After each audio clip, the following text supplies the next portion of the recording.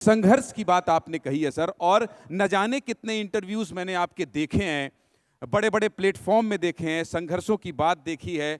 और जब मुझे बहुत अच्छे से याद है, जब मैं आपके घर गया था और ये खबर ब्रेक होने वाली थी कि क्या आप राजनीति में जा रहे हैं, तो आप निकलते निकलते रायपुर कलेक्टर होते एक प्लेट में खाना खा रहे थे।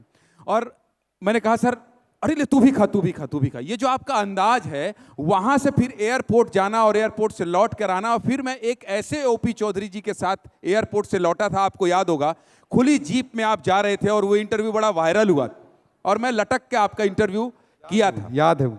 तो मैं बस आपके संघर्ष की कहानी कई प्लेटफॉर्म में है, लेकिन चीफ सेक्रेटरी बनने का सफर आप तय कर सकते थे, लेकिन आपने राजनीति को चुना।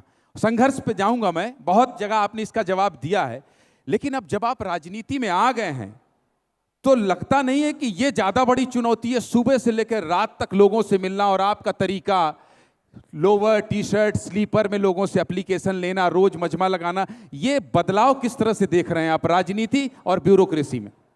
देखिए, राजनीति की अपनी चुनौतियां हैं, और जो जितना इम्पोर्टेंट होता है लाइफ में, आप अनुभव करेंगे कि जो सेक्टर जितना इम्पोर्टेंट होता है उसके चैलेंजेस भी उतने ही ज़्यादा होते हैं।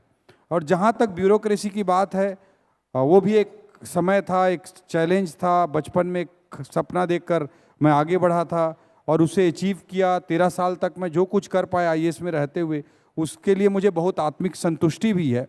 बट मैं फिर कहना चाहूँगा कि भारत के लोकतंत्र में, इंडियन डेमोक्रेसी में, हम लाइक करें या डिसलाइक करें, हम लव करें या हेट करें, लेकिन है सबसे इंपॉर्टेंट तो पॉलिटिक्स ही।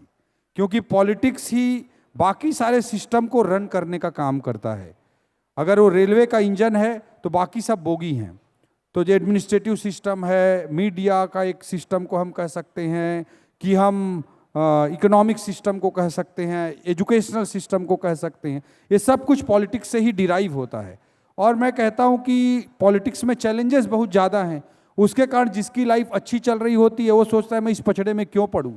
लेकिन मुझे बार बार इसमें एक सेंटेंस याद आता है चाणक्य का, कि अच्छे लोगों के राजनीति में भाग नहीं लेने का पहला दुष्परिणाम होता है कि बुरे लोग अच्छे लोगों पर शासन करने लगते हैं। तो राजनीति में आने के चैलेंज को जब तक अच्छे लोग स्वीकार नहीं करेंगे, हम बाहर बैठकर क्रिटिसिज्म करते रहेंगे, आलोचना की राजनीति करते रहेंगे, तब तक राजनीति नहीं सुधर सकती। और जब तक राजनीति नहीं सुधरेगी तब तक लोकतांत्रिक व्यवस्था में बाकी सिस्टम नहीं सुधर सकते। तो इस चैलेंज को मैंने एक्सेप्ट करने का दुस्साहस किया, और 24 साल की मेरी बची नौकरी को छोड़ करके मैं आया। बट 5 साल विपक्ष का संघर्ष को भी मैंने इंजॉय किया। आज सत्ता पक्ष में है, उसको भी मैं इंजॉय कर रहा हूँ। Life is all about satisfaction. Success तो बहुतों मिलती है, लेकिन असली चीज़ सेटिस्फेक्शन होती है, और मैं तब भी सेटिस्फाइड था, आज भी सेटिस्फाइड हूँ।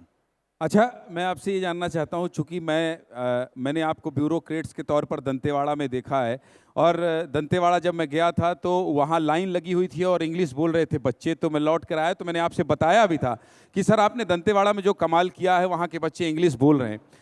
तो मैं आपको चूंकि शुरुआत से लेकर अभी तक के सफ़र में बहुत करीब से जानता हूँ, आपके बहुत सारे बैचमेट्स हैं यहाँ पर, या आपके जो नीचे के अफसर हैं या ऊपर के अफसर हैं, अब आप मंत्री बन गए हैं सर, ये बहुत विस्तार देना पड़ेगा आपको इसमें।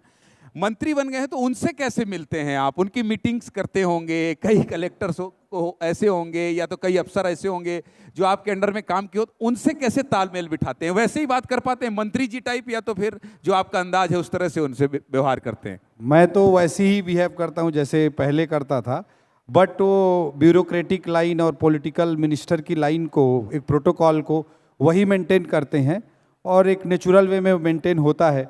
थोड़ी असहजता जरूर लगती है, लेकिन फिर भी सामने वाले मेंटेन करते हैं तो मेंटेन हो जाता है। और मैं मानता हूं कि फॉर्मेलिटी, प्रोटोकॉल उतने इम्पॉर्टेंट नहीं होते हैं लाइफ में, या किसी भी ऑर्गेनाइजेशन में। जब हमको बेहतर रिजल्ट देना होता है तो इनफॉर्मल रिलेशंस ज़्यादा मायने रखते हैं। हमारे अनौपचारिक संबंध लोगों से कैसे हैं, व्यक्तिगत संबंध कैसे हैं। आपका मीडिया का ऑर्गेनाइजेशन भी सफल होगा तो मैं मानता हूं उसी व्यक्तिगत संबंधों के आधार पर सफल होता है। कोई व्यक्ति प्रशासनिक रूप से भी सफल होता है तो अपने व्यक्तिगत संबंधों के आधार पर सफल होता है, कोई प्रोटोकॉल की वजह से सफल नहीं होता है। और राजनीतिक सिस्टम में तो ये और भी महत्वपूर्ण हो जाता है। तो मैं हमेशा बिलीव करता हूं कि एक ट्रस्ट का इन्वायरमेंट हो, सामने वाले ब्यूरोक्रेसी और पॉलिटिकल सिस्टम दोनों के बीच में ट्रस्ट का इन्वायरमेंट होना, एक दूसरे को समझना, एक दूसरे की दिक्कतों को समझना। मैं दोनों साइड रहा हूं तो दोनों पक्षों को अब अच्छे से समझ पाता हूं और उस अकॉर्डिंगली मैं बैलेंस करने की कोशिश करता हूं। एंड आई होप कि इस फिलॉसफी से चलते हुए हम ज़्यादा अच्छा रिजल्ट दे पाएंगे। अधिकारियों को बहुत डांटते तो नहीं है सर? जहां डांटना चाहिए वहां डांटता हूं, वो भी मेरा धर्म है। सर एक सवाल और मेरा है कि आपने रायगढ़ के लिए अलग मैनिफेस्टो बनाया था। रायगढ़ के मैनिफेस्टो को जो आपने बनाया था, आपका जो विजन था, मैं चुनाव में लगातार आपको सुन रहा था, जा तो नहीं पाया लेकिन मेरी टीम लगातार कवरेज कर रही थी। उस मैनिफेस्टो को क्या आप बतौर वित्त मंत्री पूरे प्रदेश में भी लागू करना चाहते हैं? क्योंकि अपनी विधानसभा के लोगों के लिए जो आपने सोचा होगा उससे बेहतर मुझे नहीं लगता कि और कोई सोच होगी। क्या उसी थॉट प्रोसेस के साथ आप प्रदेश में भी नीतियां बनाना चाहेंगे? प्रदेश की नीतियां कॉमन होती हैं, पूरे प्रदेश के मुद्दों पर आधारित होती हैं। लोकल जो हम मैनिफेस्टो बनाते हैं वो लोकल मुद्दों पर आधारित होता है। बहुत सारी चीज़ें उसमें से कॉमन प्रॉब्लम कई जिलों में हो सकती हैं, बट बहुत सारे मुद्दे वहीं के मुद्दे होते हैं। तो लेकिन जो आपने बहुत सही कहा कि जो संवेदनशीलता मैं अपने विधानसभा क्षेत्र के लिए दिखाया, वही संवेदनशीलता का परिचय निश्चित रूप से वित्त मंत्री मैं किसी एक विधानसभा का नहीं हूँ, वित्त मंत्री मैं पूरे प्रदेश के लिए हमारी सरकार की ओर से विष्णुदेव साय जी के प्रतिनिधि के रूप में हूँ। तो मैं निश्चित रूप से वही संवेदनशीलता सभी विधानसभा क्षेत्रों पर दिखाने का प्रयास करता हूँ। जैसे नालंदा परिसर हम लोगों ने रायपुर में बनाया, एक सक्सेसफुल मॉडल रहा जिसमें 2500 से अधिक युवा आज वेटिंग लिस्ट में हैं।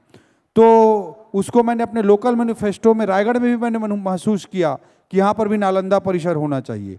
और ये इस रिक्वायरमेंट को हमने महसूस करते हुए इस बार के बजट में आपने देखा होगा कि पूरे प्रदेश में 22 जगह हम नालंदा परिसर बनाने जा रहे हैं। तो इस तरह का मैं प्रयास निश्चित रूप से करता हूँ ना। जैसे रेलवे लाइन है, रेलवे लाइन किसी भी क्षेत्र के विकास के लिए एक जीवन रेखा होती है। चिरमिरी का रेलवे लाइन है, आज ही मैं उधर कार्यक्रम करने गया था, आपका गृह क्षेत्र भी है, वहाँ पे 241 करोड़ का एक प्रोजेक्ट था रेलवे लाइन को बिछाने का। अब उसमें दुर्भाग्य से पिछली सरकार के समय राइटिंग में दे दिया गया कि इसको हम नहीं करेंगे, जबकि भारत सरकार की ओर से 120 करोड़ का बजटरी प्रोविजन हो गया था। तो आते ही मैंने उस संवेदनशीलता से महसूस किया और हमने तत्काल उसमें इसी बजट में 120 करोड़ रुपए का प्रावधान किया। और उसको फॉलो अप करने के लिए जीएम डीआरएम के पास मैं गया, तो हमारे वहाँ के स्थानीय विधायक हैं श्याम बिहारी जायसवाल जी, जो हमारे मंत्री भी हैं, वो बोले कि मोल ले ज़्यादा तहर फॉलो अप कर रहा था, करके बहुत खुश हुए। तो ये हमारी संवेदनशीलता हर विषय पर होनी चाहिए।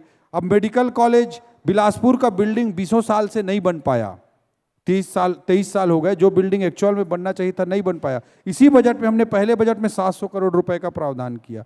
मेकाहारा रायपुर मेडिकल कॉलेज बहुत महत्वपूर्ण मेडिकल कॉलेज है, वहाँ इंफ्रास्ट्रक्चर की जरूरत है, 700 करोड़ रुपए का हमने प्रावधान किया। 4 अन्य मेडिकल कॉलेजों के लिए लगभग 1000 करोड़ रुपए का प्रावधान हमने किया। तो वही मैं किसी एक विधानसभा का वित्त मंत्री नहीं हूँ, पूरे प्रदेश के लिए जिम्मेदारी है। तो निश्चित रूप से उसी संवेदनशीलता के साथ मैं सभी विधानसभा क्षेत्रों के लिए काम करूंगा। इवन जहां पे भारतीय जनता पार्टी नहीं जीती है, वहां की भी जिम्मेदारी हम मानते हैं और वहां के लिए भी काम करेंगे।